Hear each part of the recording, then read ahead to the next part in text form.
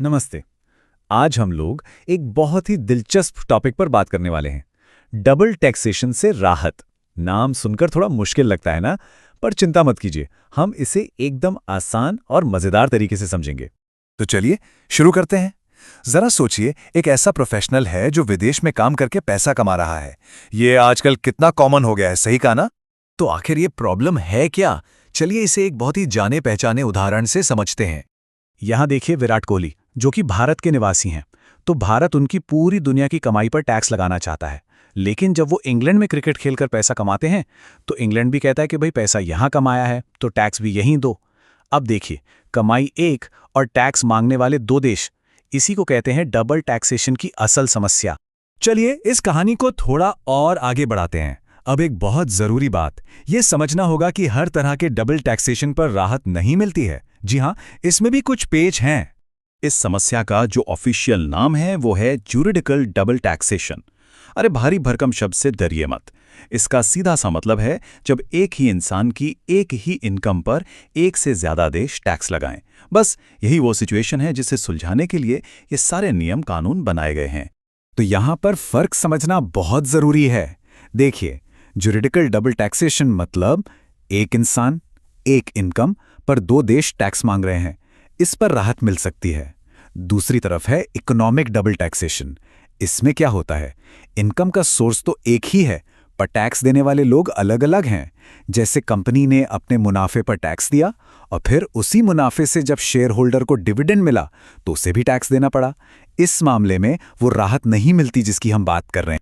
तो अब सवाल उठता है कि देश इस सिरदर्द को सुलझाते कैसे हैं। इसका जवाब है आपसी सहयोग और समझौतों में।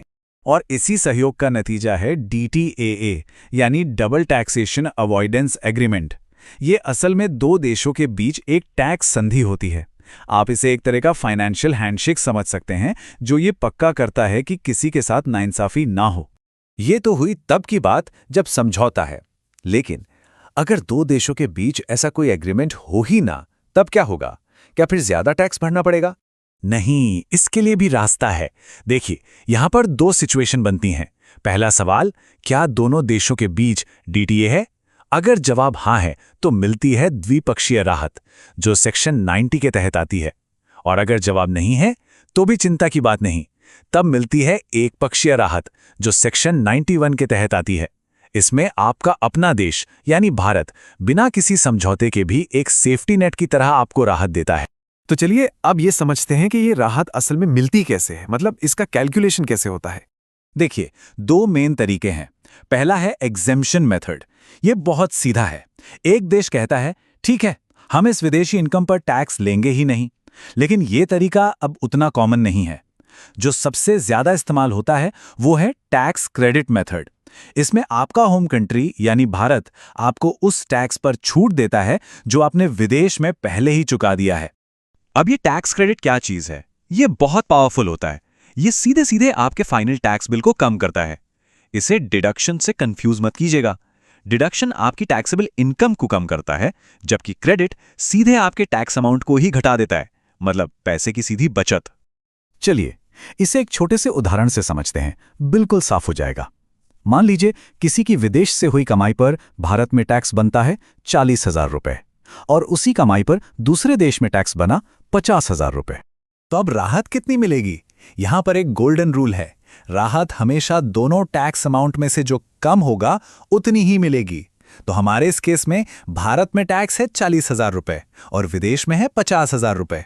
तो कम कौन सा है? बिल्कुल सही, 40,000 रुपए। तो आपको 40,000 रुपए का क्रेडिट मिल जाएगा।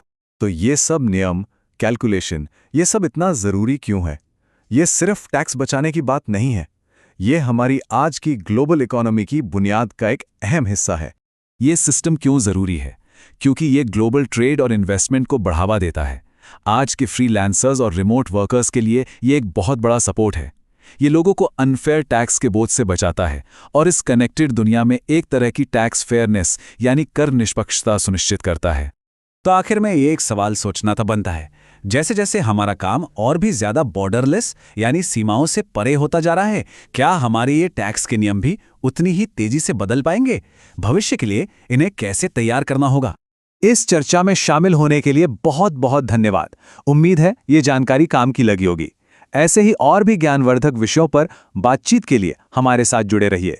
सुनील सर के साथ मजे से सीखें।